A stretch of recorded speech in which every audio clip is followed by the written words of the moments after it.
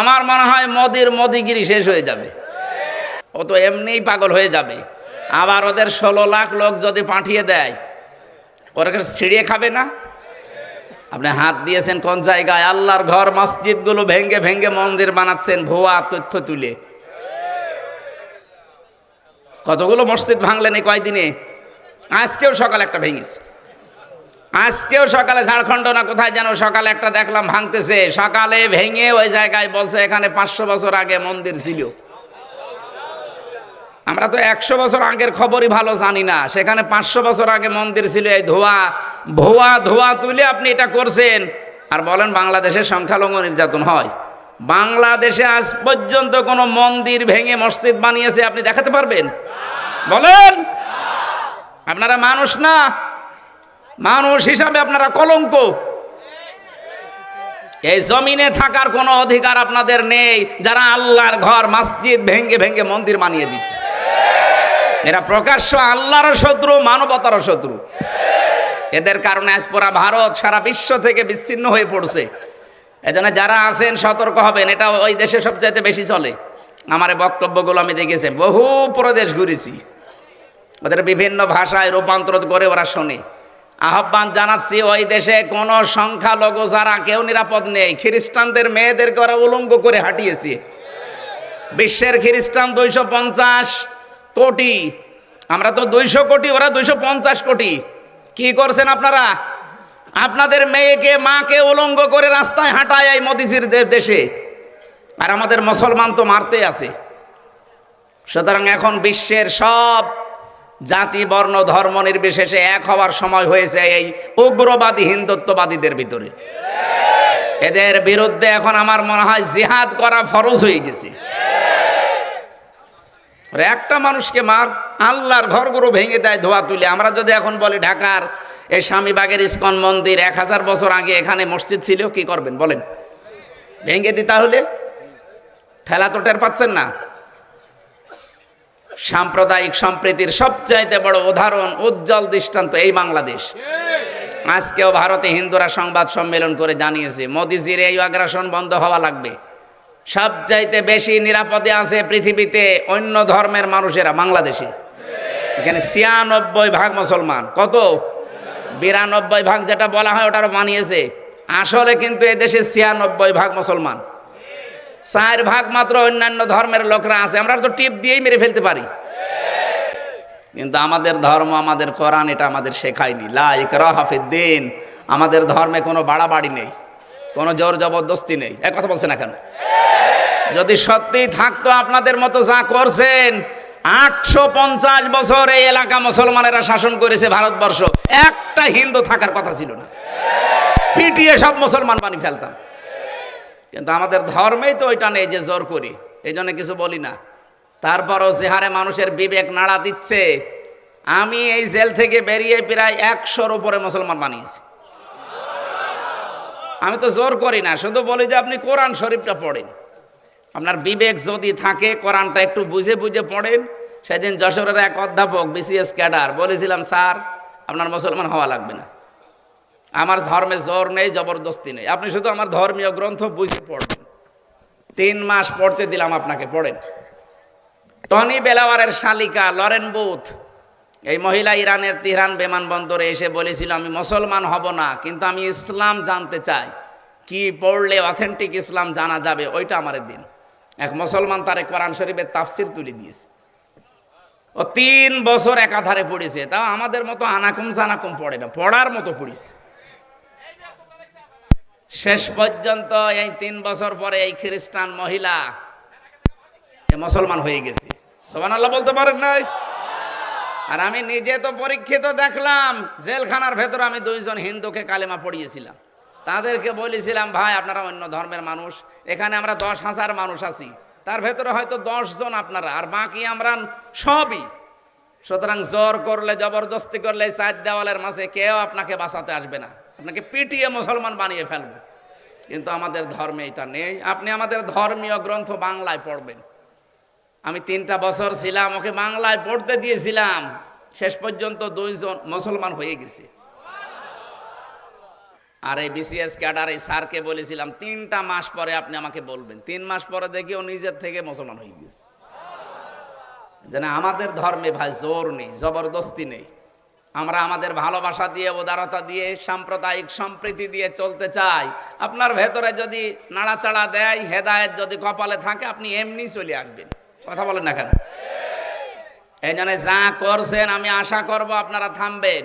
আর বিশ্বে যারা অন্যান্য জাতির লোকেরা আছেন, আপনাদের বিবেক কি মরে গেছে? আপনার মেয়েকে, মাকে উলঙ্গ করে রাস্তায় হাঁটায়, আর আপনি এখনো পর্যন্ত এই উগ্রদের পক্ষ নেন কোন কারণে?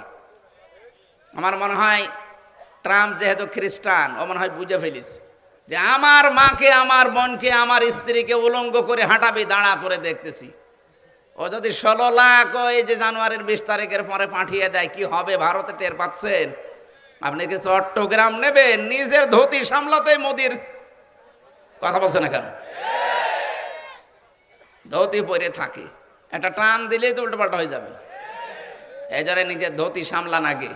আমাদের দেশ ভালো আছে, অনেক ভালো আছে। কথা বলেন না কেন? আপনাদের ষড়যন্ত্র আপনারা থামান, আমাদের দেশ অনেক ভালো আছে। যে মেয়েটা দিয়েছি, অন্তত মেয়েটা নিয়ে একটু সাজগোজ করে রাখেন। মেয়েটা ভালো নেই, আজকে দেখেছেন না? মেয়েটা ভালো নেই। মেয়ে নাকি এখন বলছে আমি কিভাবে থাকবো, অঘোষিত একটা জেলখানায় আছি, আমি দরকার হয় নিজের দেশে যে সারা জীবন জেলে থাকবো, তাও আমি এখানে থাকবো না। এখন টের পাচ্ছেন না বলে চলে গেলেন। পালানো মেয়ের আবার কথা কিসের? কোনো কথা নেই। যতদিন বাবা মা আত্মীয় স্বজন আমরা মেনে না নেব, ওখানেই থাকা লাগবে। আর আমরা এদেশে মানবো না, কারণ আপনি আয়না ঘর বানিয়েছেন। কথা বলেন না কেন? আপনি জানেন আয়না ঘর কি? আমি 10টা দিন ছিলাম, মাত্র 10 দিন, তাও মিনিটাই, বড়টায় যায়নি। তাই আমার জীবন শেষ হয়ে গেছে। আর যারা 8 বছর 10 বছর, ব্যারিস্টার আরমান 8 বছর, আমান আজমি ভাই 10 বছর, 14 বছরের মানুষ আমি পড়ে আছে দেখেছি। এত বড় বড় নখ হয়ে যায় অনেকের। দেওয়ালের সাথে ভাবে খসিয়ে খসিয়ে লিখে রাখে যে ভাই যদি বাইরে যেতে পারেন আমার এই নাম্বারটা একটু জানাবেন যে আমি বেশি আছি। আর এখনো পর্যন্ত অনেকে জালেমের সাফাই গায়। কি করেছে আপা যে তার পালানো লাগবে? আরে শয়তান, তুমি তো টের পাওনি। তুমি তো শুধু 15.5 বছর মাল কামিয়েছো। তোমার বাবার যদি এভাবে গম করে রাখতো, তখন টের পেতে।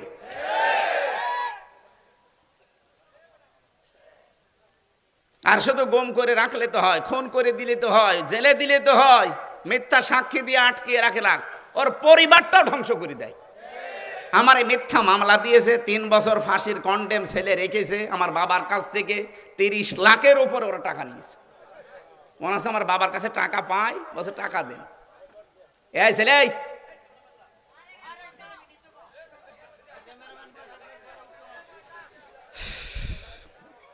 আমি আবার সতর্ক করছি ভাই, দেশটা শান্ত হয়ে যাচ্ছে, আর শান্ত হবে ইনশাআল্লাহ। আপনারা বিশৃঙ্খলা করবেন না, কারো উস্কানিতে পা দেওয়া যাবে না।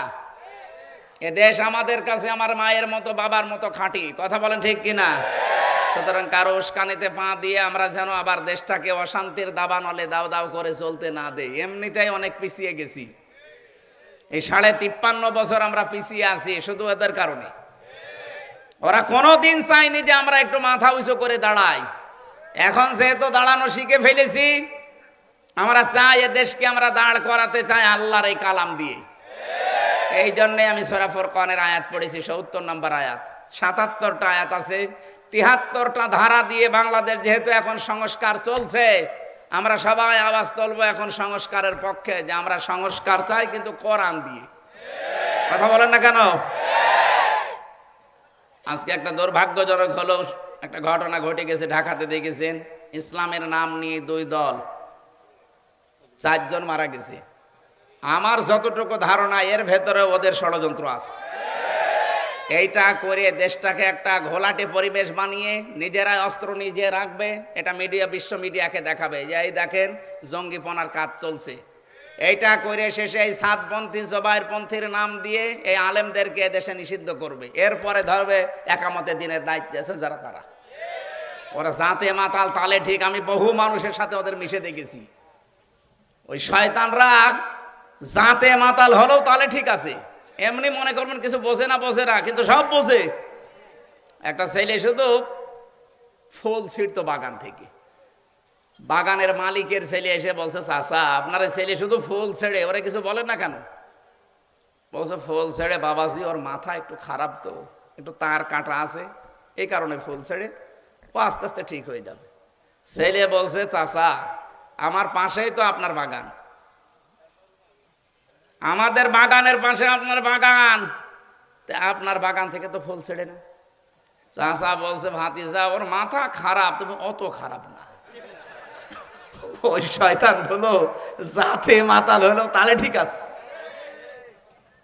এই জন্য আমরা যাই করি, আমরা পাগলামি করবো এমনিতে, কিন্তু ওদের তালে তাল দিয়ে উস্কানিতে আমরা যেন পা না দিই।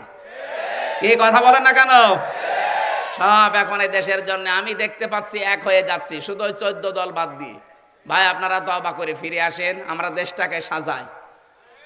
হ্যাঁ, তাওবাটা কি এইটা বোঝানোর জন্য আমি কিন্তু আয়াত পড়েছি। অনেকে মনে করেন যে তাওবা মানে আস্তাগফিরুল্লাহ পড়লাম হয়ে গেল। না ভাই, আপনি অপরাধ যা করেছেন এই অপরাধের শাস্তি আগে আপনাকে পাওয়া লাগবে, বা যার কাছে অপরাধ করেছেন তার কাছে আগে স্বীকার করবেন, তার ক্ষতিপূরণ দেবেন। এক মহিলা এসে বলে, ইয়া রাসূলুল্লাহ, হে ভালো করে শুনবেন, হে রাসূল আমি জিনা করেছি, আপনি আমার বিচার করেন। নবীজি মুখ ঘুরিয়ে নিলেন। মহিলা বলে, হে রাসূল আমি জিনা করেছি। নবীজি আবার মুখ ঘুরিয়ে নিলেন। 3 বার তিনি মুখ ঘুরিয়ে বললেন, মহিলা এ কথা কাউকে বলবা না, যাও চলে যাও। মেয়েটা বলে, ইয়া রাসূলুল্লাহ আমি তো আপনার মুখে শুনেছি, কোন মানুষ যদি পৃথিবীতে কোন অন্যায় করে, এই অন্যায়ের শাস্তি যদি না হয়, কিয়ামতে আল্লাহ 3টা পাপের শাস্তি ডবল করে দেবে। কয়টা? 3টা পাপ যদি দুনিয়ায় কেউ করে তার শাস্তি হবে ডবল। এই আয়াতের আগে আছে, ইদাআফ লাহুল আযাবু ইয়াউমাল কিয়ামাহ। আল্লাহ পাক বলেন আমি শাস্তি তাদেরকে ডবল দেব কিয়ামতে। ওয়া ইয়াখলুদ ফীহি মুহানা,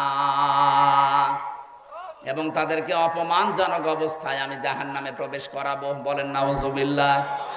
আমি আবার প্রশ্ন করছি, পাপ কয়টা? আরো জোরে। শাস্তি কয়টা? আরো জোরে। এখন থেকে আমরা যেন জীবনে এই পাপে না জড়াই। এর আগের আয়াতে আছে, ওয়াল্লাযীনা লা ইয়াদউনা মা'আল্লাহি ইলাহান আখার, যারা আল্লাহকে ডাকে এবং অন্য কাউকে তার সাথে জুড়ে দেয়। আর এটা বাংলাদেশ আর ভারতে বেশি।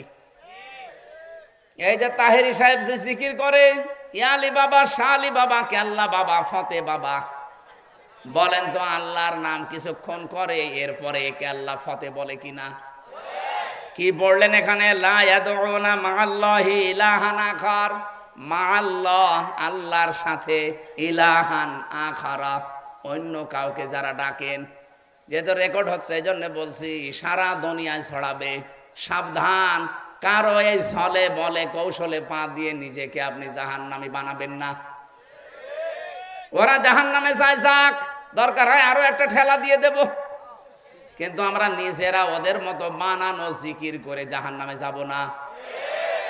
আল্লাহর সাথে যারা অন্য কাউকে ডাকেন, আপনার শাস্তি কিন্তু একটা না, কয়টা? আরো জোরে বলেন। একেবারে স্পষ্ট দলিল এবার বলেন তো, ওরা যা করছে ওদের শাস্তি কয়টা হওয়া দরকার? 2 নম্বরে, ওয়ালা ইয়াকতুলুনান নাফসাল্লাতী হারামাল্লাহু ইল্লা বিল হক, যারা অন্যায় ভাবে মানুষ হত্যা করে।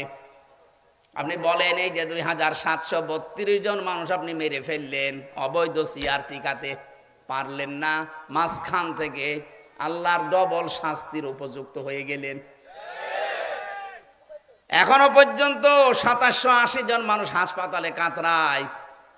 কত মানুষের হাত নেই, পা নেই, চোখ নেই, অন্ডকোষ উড়ে গেছে। এই ছেলে কিসের গল্প করো?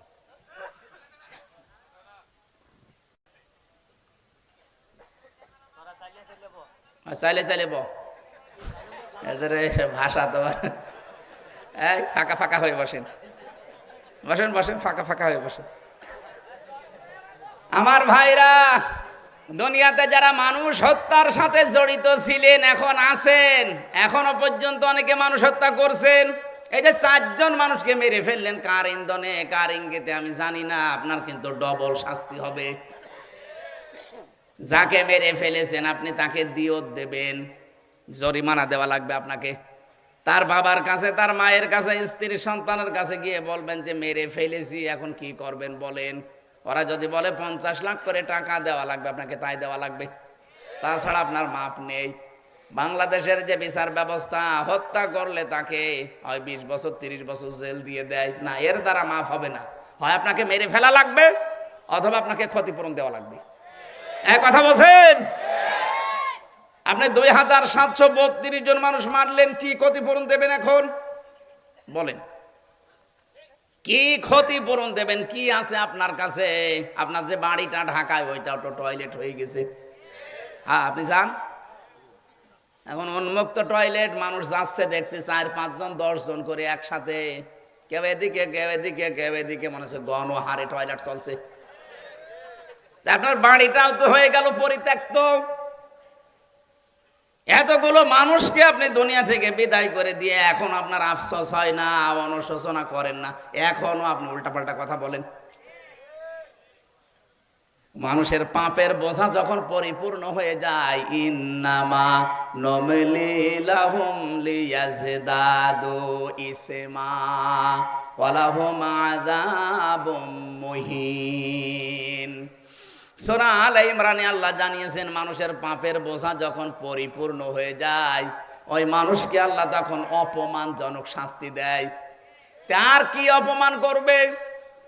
কালা মানিকের মতো বিচারপতিকে আল্লাহ কলা পাতায় শুইয়েছে, এমনকি ওর বিসিও একটা উড়ে গেছে। না, আমি হাসির জন্য বলছি না, আপনি খোঁজ নিয়ে দেখেন, ওর বিসি একটা উড়ে গেছে। তাহলে ওর সংসার আর হবে? ওর বউ যদি এখন শোনে যে সত্যি সত্যি ওর বিসি নেই, ও তো কালকে চলে যাবে। এই শয়তানের কারণে হাজারো মানুষ বিচারের নামে প্রহসন পেয়েছে। বলেন, বলে আল্লামা সাঈদীকে ফাঁসি দিয়ে আমি জীবনের সবচাইতে ভালো কাজ করেছি। জবাই করা দরকার শয়তান। কোরআনের পাখি যে খেদমত দিয়ে গেল সারা বিশ্বে, আপনার মতো মানিক 1 কোটি মিলেও কিচ্ছু করতে পারবেন না, তার একটা পশমের সমানও না। কারণ আল্লাহ পাক নবীকে যে স্বপ্নগুলো দেখিয়েছেন, প্রত্যেকটা স্বপ্ন আল্লাহর নবীর পূরণ হয়েছিল। লাকাদ সাদাকাল্লাহু রাসূলাহুর রুয়া বিল হক। আল্লাহ পাক বলেন, অবশ্যই আমি আল্লাহ, এখানে ফাইল আল্লাহ নিজে, অবশ্যই আমি আল্লাহ আমার রাসূলকে যে স্বপ্ন দেখিয়েছি এটা বাস্তবে রূপ দেব, এটা সত্য। এখন কি রসুল আছে? এই আয়াত আছে সূরা ফাতিহির আয়াত। রসুল নেই, আয়াত আছে কেন? কারণ কিয়ামত পর্যন্ত রসুল থাকবে না, কিন্তু রসুলের নায়েব থাকবে, রসুলের উত্তরাধিকারী থাকবে, নায়েবে রসুল। কথা বলো না কেন? রসুলের ওয়ারিসরা থাকবে। আল্লামা সাঈদী রাসূলের ওয়ারিস, কারণ সে এলেম পেয়েছে। রসুল স্বপ্ন দেখলে যদি আল্লাহ সেটা বাস্তবায়ন করে, রাসূলের নায়েব যারা, তারা স্বপ্ন দেখলে বাস্তবায়ন করবে না। আল্লামা সাঈদী যেই স্বপ্ন দুনিয়ায় দেখেছেন, আল্লাহ সবগুলোই বাস্তবায়ন করে দিয়েছে। উনি বলেছিলেন জালেমরা একটা গর্তও পাবে না, ঠিক পাচ্ছে না। 2-1টা গর্তে যদি থাকে, সে গর্তেরও সমস্যা। কথা বলে না কেন? উনি স্বপ্ন দেখেছিলেন জালেমরা এদেশের প্রতি ইঞ্চিতে ইসলাম কায়েম হবে, শুধু জ্বলতে থাকবে, জালেমদের কিছু করার থাকবে না। তাই হচ্ছে। এমন কোন জায়গা নেই, ঘর নেই, বাড়ি নেই, অফিস নেই, যেখানে ইসলামের দাওয়াত আজ পৌঁছাচ্ছে না। উনি স্বপ্ন দেখেছিলেন জালেমদেরকে শুধু এখানে নাড়া দেওয়া হবে, দিল্লি গিয়ে পড়বে, তাই পড়িছে। ওনার আর একটা স্বপ্ন আমি কয়েকদিন আগে শুনেছি, লন্ডনে উনি স্বপ্নের কথা বলছিলেন যে আমার জীবনের স্বপ্ন সবচাইতে বেশি যে বাংলাদেশে 56,000 বর্গ মাইলে কোরআনের রাজ কায়েম হবে। আমার তো মনে হচ্ছে এই স্বপ্নটাও সামনে বাস্তবায়ন হবে। যেভাবে মানুষ ইসলামের দিকে আমরা আসতেছি, অবশ্যই আল্লাহ নায়েবে রাসূলের এই স্বপ্নকে উনি প্রতিফলন ঘটাবেন, আর আমরা ওই আশায় আছি। কথা বলেন না কেন? আমাদের এখন পরিবর্তনের বড় সময়। নায়েবে রাসূলদের এই স্বপ্নকে বাস্তবে রূপ দিতে হলে আমাদেরকে ঐক্যবদ্ধ হওয়া লাগবে। ইন্নাল্লাহা লা ইউগাইয়িরু মা বিকাওমিন হাত্তা ইউগাইয়িরু মা বিআনফুসিহিম। সূরা রদের ভেতরে আল্লাহ জানিয়েছেন, অবশ্যই আল্লাহ ওই জাতির ভাগ্য পরিবর্তন করে না যে জাতি তার নিজের ভাগ্যকে পরিবর্তনের চেষ্টা না করে। যেহেতু সময় সুযোগ আল্লাহ পরিবেশ তৈরি করে দিয়েছে, আহ্বান জানাবো, আশা করব আমরা যেন আমাদের ভাগ্যকে উন্নত করার জন্য কোন চেষ্টা চালাই। কি কথা বলেন না কেন? কথা বলছেন আপনি? সময় কিন্তু আল্লাহ তৈরি করে দিয়েছে। আল্লাহ পাক বলেন, ফাতিলকা বুয়ুতুহুম খাবিয়াতাম বিমা যালামু। সূরা নমলের 52 নম্বর আয়াতে আছে। আল্লাহ জানা এই হাত দিয়ে এভাবে দেখাচ্ছে, ওই ফাতিলকা বুয়ুতুহুম, বাইতুন না বুয়ুত, বহু বছর। আল্লাহ বলেন এই সেই ঘরগুলো। আমার তো মনে হচ্ছে 2024 সালের 5 আগস্টে আল্লাহ এইভাবে দেখিয়েছেন বাংলার মানুষকে, এই সেই ঘরগুলো। ফাতিলকা বুয়ুতুহুম, এই সেই, আরো জোরে বলেন, এই সেই কি? এই সেই ঘরগুলো কি? খাবিয়াতান। আল্লাহ বলেন আমি জনশূন্য করে দিয়েছি, পরিত্যক্ত বানিয়ে দিয়েছি, বিমা যালামু, এদের জুলুমের কারণে। আপনার বিশ্বাস না হলে কুষ্টিয়ায় চলেন, হানিফের বাড়ি দেখাবো, জাতীয় টয়লেট হয়ে গেছে। অথচ ওখানে বসে বসে কত দুর্বিসন্ধি করতো। একামতে দিনের যারা দায়িত্বে আছে তাদেরকে ধরিয়ে দিত, মিথ্যা মামলা দিত, ওই ঘরে বসে বসে দুর্বিসন্ধি করে। অথচ ওই বাড়িটা এখন পরিত্যক্ত, মানুষ এখন গণ টয়লেট ব্যবহার করছে। শুধু হানিফের বাড়ি না, সারা বাংলাদেশে 630টা থানার কম বেশি আমি প্রায় জায়গায় গেলাম, যেখানে যাই দেখি আল্লাহ পাক নিজে মনে হচ্ছে জালেমদের বাড়ি ঘর সব উজাড় বানিয়ে দিয়েছে। এখান থেকে আমাদের শিক্ষা কি? এর পরের শব্দে আল্লাহ দিয়েছেন, ইন্না ফি যালিকা লায়াতাল লিকাওমিন ইয়ালামুন। ইন্না ফি যালিকা লায়াতান, লামে তাকিদ আছে। যারা আরবি গ্রামার বোঝে জিজ্ঞাসা করেন কত কঠিন শব্দ এটা। আমি 27টা বিষয় পেয়েছি এই লামের ভেতরে। তাফসিরে মাজহারির ভেতরে পাবেন, ফি জিলালিল কোরআনের ভেতরে পাবেন, হাক্কানির ভেতরে পাবেন। এগুলো সব পড়ে পড়ে দেখেছি আল্লাহ পাক জানো হাজার হাজার বছর আগে লূত নবীর জামানায় এই আয়াতটা নবীজিকে শুনিয়েছিলেন। এখন আমাদেরকে 2024-এর 5 আগস্ট আবার নতুন করে শোনাচ্ছেন। বাংলার মানুষেরা, এর ভেতরে তোদের জন্য শিক্ষা আছে। কি সেইটা? এদের এত বড় কঠিন শিকড় যদি আমি আল্লাহ কেটে দিতে পারি, 15 বছরের শিকড়, একেবারে দারোয়ান থেকে সংসদ পর্যন্ত সব ওদের লোক সেট করা ছিল, বানিয়ে বলছি। এত বড় শিকড় যদি আল্লাহ কেটে দিতে পারে, ওদের এত বড় বড় অট্টালিকা বাড়ি যদি আল্লাহ সব নিমেষে টয়লেট বানিয়ে দিতে পারে। গত পরশুদিনও ছিলাম আমি এই যে পাশের জেলা কিশোরগঞ্জ, আসার সময় দেখলাম ওদের যে কেন্দ্রীয় অফিস যেটা জেলার, ওটা এখন টয়লেট। তবে একজন না 4-5 জন যাচ্ছে, কেউ এদিকে কেউ এদিকে কেউ এদিকে, মনে হচ্ছে যে একেবারে জামাতবদ্ধ টয়লেট চলছে।